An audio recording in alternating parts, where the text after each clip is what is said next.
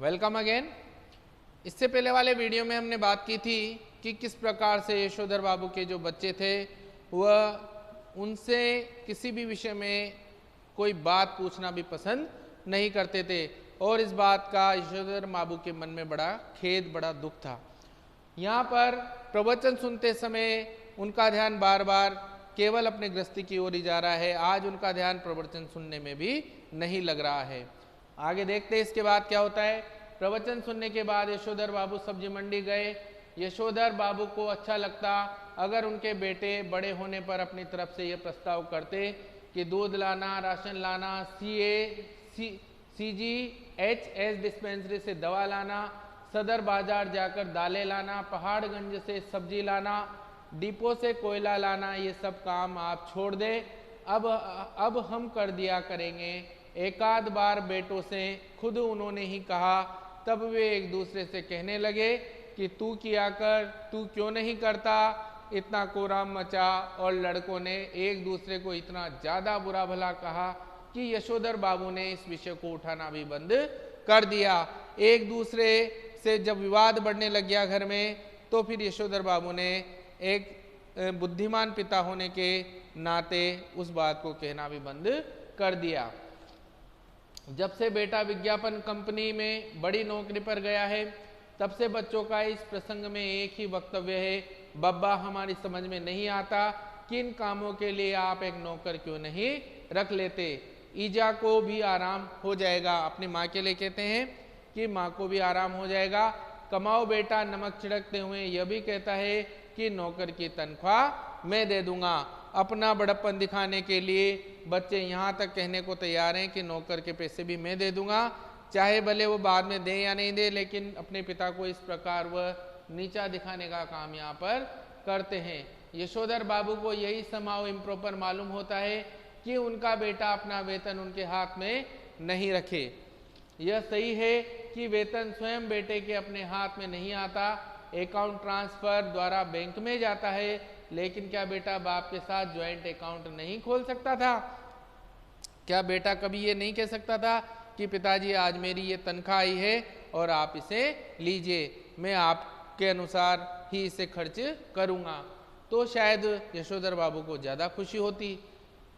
लेकिन क्या बेटा बाप के साथ ज्वाइंट अकाउंट नहीं खोल सकता था? झूठे मुंह से ही सही एक बार ऐसा कहता तो इस पर बेटे का अपने वेतन को अपना समझते हुए बार बार कहना कि यह काम मैं अपने पैसे से करने को कह रहा हूँ, आपके पैसे आपके से नहीं। जो आप नुक्ताचीनी करें कि आप इसमें कोई कमी बेसी निकालें, ये बात कहकर वो उनको चुप कर देता। इस क्रम में बेटे ने पिता का यह क्वार्टर तक अपना बना लिया है। अपना वेतन अपने ढंग से वह इस घर पर खर्च कर रहा है। कभी कारपेट बिछवा रहा है, कभी पर्दे लगवा रहा है, कभी सोफा आ रहा है, कभी डनलप वाला डबल बेड और सिंगार मेज, कभी टीवी, कभी फ्रिज। क्या हुआ यह? और ऐसा भी नहीं कहता कि लीजिए पिताजी मैं आपके लिए यह टीवी ले आया। कहता यही है कि मेरा टीवी है, समझे, इसे कोई न छुआ करे। क्वार्टर ही उसका हो गया, यह अच्छी रही। अब इनका एक नौकर भी रखो घर में, इनका नौकर होगा तो इनके लिए ही होगा, हमारे लिए तो क्या होगा, ऐसा समझाते हैं यशोधर बाबू घरवाली को। काम सब अपने हाथ से ठीक ही होते हैं। नौकरों को सौंपा कारोबार चौपट हुआ। कहते हैं यशोधर बाबू पत्नी सुनती है मगर नहीं सुनती, पर सुनकर अब चिढ़ती भी नहीं। यशोधर बाबू का मानना है कि अपने हाथ से जो काम किया जाता है वो ज़्यादा सही होता है। नौकरों पर हमें ज़्यादा भरोसा नहीं करना चाहिए। लेकिन बच्चे क्योंकि मॉडर्न ख्यालात के हैं, उन्हें समाज में ये बात अब अच्छी नहीं लगती कि हमारे यहाँ कोई एक नौकर तक नहीं है। तो यशोधर बाबू के विचार यहाँ पर अलग हैं और अपने उनके बच्चों के यहाँ विचार अलग हैं।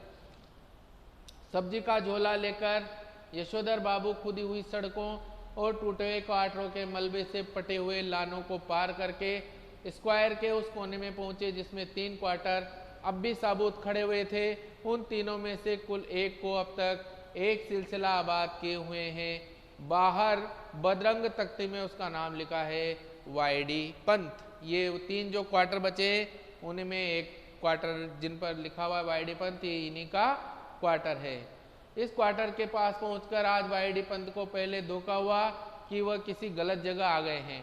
क्वार्टर के बाहर एक कार खड़ी थी, कुछ स्कूटर, मोटरसाइकिल, बहुत से लोग विदा ले दे रहे थे।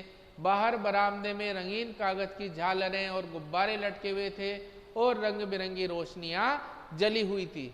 फिर उन्हें अपना बड़ा बेटा भूषण पहचान में आया, जिससे कार में बैठा हुआ कोई साहब हाथ मिला रहा था और कह रहा था, give my warm regards to your father, कि मेरी बहुत बहुत शुभकामनाएं, बहुत बहुत सम्मान अपने पिता को देना। यशोधर बाबू ठिठक गए। उन्होंने अपने से पूछा, क्यों आज मेरे क्वार्टर में यह क्या हो रहा होगा? उसका जवाब भी उन्होंने अपने को दिया, जो करते होंगे ये लोंडे मोंडे, इनकी माया यही जाने। अब यशोधर बाबू का ध्यान इस ओर गया कि उनकी पत्नी और उनकी बेटी भी कुछ मेम साहबों को विदा करते हुए बरामदे में खड़ी है। लड़की जीन और बगैर वहाँ का टॉप पहने हैं। यशोधर बाबू उससे कई मर्तबा कह चुके हैं कि तुम्हारी यह पतलून और सैंडो बनने वाली ड्रेस मुझे तो समहाव इम्प्रॉपर मालूम होती है, लेकिन वह भी जिद्दी ऐसी है कि इसे ही पहनती है। अपने बच्चों का इस तरह का पहनावा भी उन्हें अच्छा नहीं लगता था और पत्नी भी उसी की तरफदारी करती है। कहती है, वह सिर पर पल्लू वल्लू मैंने कर लिया बहुत तुम्हारे कहने पर, समझे? मेरी बेटी वही करेगी जो दुनिया कर रही है। पुत्री का पक्ष लेने वाली यह पत्नी इस समय ऑटो पर लाली और बालों पर खिजाब लगाए हुए थी, जबकि ये दोनों ही चीजें आप कुछ भी कहिए यशोधर बाबू को समहाव इम्प्रॉपर ही मालूम होती है। यशोधर बाबू को इस प्रकार का दिखावा अच्छा नहीं लगता। आधुनिक किस्म के अजनबी लोगों की भीड़ देखकर यशोधर बाबू अंधेरे में ही दुबके रहे। उनके बच्चों को इसलिए शिकायत है कि बब्बा तो एलडीसी टाइपों से ही मिक्स करते हैं। जब कार वाले लोग चले गए तब यशोधर बाबू ने अपने क्वार्टर में कदम रखने का साहस जुटाया। भीतर अब भी पार्टी चल रही थी। उनके पुत्र पुत्रियों के कई मित्र तथा उनके कुछ रिश्तेदार जमे हुए थे। उनके बड़े बेटे ने झिड़की सी सुनाई, बब्बा आप भी हद करते हैं, सिल्वर वेडिंग के दिन 8:30 बजे घर पहुंचे हैं, अभी तक मेरे बॉस आपकी राह देख रहे थे। हम लोगों के यहाँ सिल्वर वेडिंग कब से होने लगी है? यशोधर बाबू ने शर्मीली हंसी हंस दी, जैसा कि किशनदास से उन्हें विरासत में मिली है। और जब से तुम्हारा बेटा 1,500 माहवार कमाने लगा है तब से। बेटा उन्हें जवाब देता है कि जब से मेरी तनख्वाह 1,500 मुझे मिलने लगी है तब से मैं सिल्वर वेडिंग के लिए भी सोचने लगा हूँ। यह टिप्पणी थी चंद्रदत्त तिवारी जी की, जो इस साल SAS पास हुआ है। और ये जो उनके बेटे की जो बात है, ये कहने वाला कौन था? ये चंद्रदत्त तिवारी नाम का है और दूर के रिश्ते से यशोधर बाबू का ये भांजा लगता है। यशोधर बाबू को अपने बेटों से तमाम तरह की शिकायतें हैं, लेकिन कुल मिलाकर उन्हें ये अच्छा लगता है कि लोग बाग उन्हें ईर्ष्या का पात्र समझते हैं। भले ही उन्हें भूषण का गैर सरकारी नौकरी करना समझ में न आता हो, तथापि वो यह बखूबी समझते हैं कि इतनी, ये देख सकते हैं आप, यहाँ पर ये पार्टी चल रही है। इनके बच्चे जो है, ये यशोधर बाबू आए और ये पार्टी चल रही है यहाँ पर। ये इनके पत्नी, इनकी बच्ची और ये इनके बच्चे हैं, आप देख सकते हैं। तो इतनी छोटी उम्र में 1,500 माहवार प्लस कन्वेंस अलाउंस एंड तुम्हारा अदर पर्क्स पा जाना कोई मामूली बात नहीं है। इसी तरह भले ही यशोधर बाबू ने बेटों की खरीदी हुई हर नई चीज के संदर्भ में यही टिप्पणी की हो कि ये क्या हुई, समहाव मेरी तो समझ में आता नहीं, इसकी क्या जरूरत थी, तथापि उन्हें कहीं इस बात से थोड़ी खुशी भी होती है कि इस चीज के आ जाने से उन्हें नए दौर के निश्चय ही गलत मानकों के अनुसार बड़ा आदमी मान लिया जा रहा है।